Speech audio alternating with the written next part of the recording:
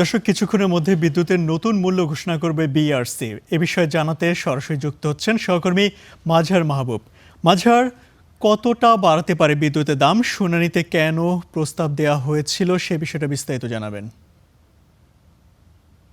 ইমতিয়াজ, মে মাসের শুরুতে Bangladesh energy regulatory commission বিইআরসির কাছে পিডিবি সহ ডিপিডিসি, ডেসকো, পল্লী বিদ্যুৎ এবং ওজোপাড়িকো সহ আরও যে কয়টা বিতরণ কোম্পানিগুলো রয়েছে তারা প্রস্তাব দিয়েছিল। তাদের প্রস্তাব মেনে নিলে আসলে 15 থেকে 29% পর্যন্ত আসলে বাড়ানোর তারা প্রস্তাব দিয়েছিল। সেই জায়গাতে বিইআরসির কারিগরি টিমের পক্ষ থেকে যেটা মূল্যায়ন করা হয়েছে যে ওই সময়ে আসলে যখন মে মাসের 21 তারিখ খুচরা পর্যায়ে এবং 20 তারিখ শুনানি হয়, গণশুনানি অনুষ্ঠিত হয়, তখন আসলে কোনো ধরনের মূল্যায়ন কত শতাংশ বাড়ানো প্রয়োজন সেটি কিন্তু বিইআরসি কারিগরি টিম সুপারিশ করেনি। তবে তারা বলেছিল যে 70% পর্যন্ত বাড়ালে সেখানে কোনো ভর্তুকি থাকবে না।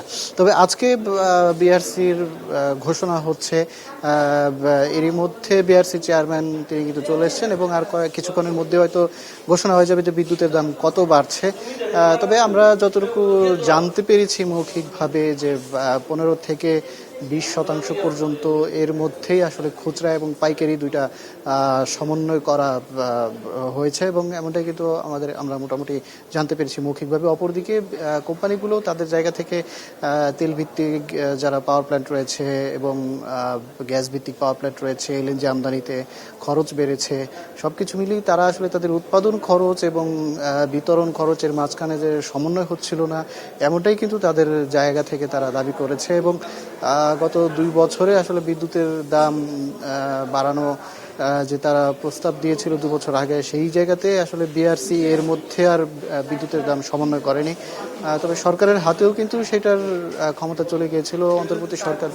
অন্তর্বর্তী সরকারের সময় আবার সেই ক্ষমতা ফিরে আসে। সেই জায়গা থেকে তারা বারবার কিন্তু বিইআরসিকে জানিয়ে আসছিল যে এই জুন মাসে, অর্থাৎ আজকে থেকেই যেন, যদিও 90 দিন আসলে আইনগতভাবে কিন্তু 90 দিনের মধ্যে সিদ্ধান্ত নিতে হয় বিইআরসিকে। সেইখানে বরাবরের মতো আমরা যেটা দেখে আসছি যে অতীতে 1.5 থেকে 2 মাস লেগে যেত, কিন্তু এইবার বিদ্যুৎ কোম্পানিগুলো, বিতরণ কোম্পানিগুলোর পক্ষ থেকে তারা খুব বেশি তোড়জোড় করেছে। বিইআরসিও কিন্তু তোড়জোড় করে 1 মাসের মাথায়, অর্থাৎ তারা মে মাসের শুরুতে যে প্রস্তাব দিয়েছে সেই প্রস্তাবের সিদ্ধান্ত তারা কিন্তু জুন মাসের শুরুতেই নিয়ে নিয়েছে এবং এর মধ্যে ঈদের ছুটি সহ সবকিছু মিলিয়ে 1 মাসের মধ্যে আসলে যে কারিগরি টিম বিস্তারিত কাজ করবে সেটিরও কিন্তু সুযোগ ছিল না। সবকিছু মিলিয়ে এই মূল্য নিয়ে আসলে বিভিন্ন মহলের আপত্তি রয়েছে।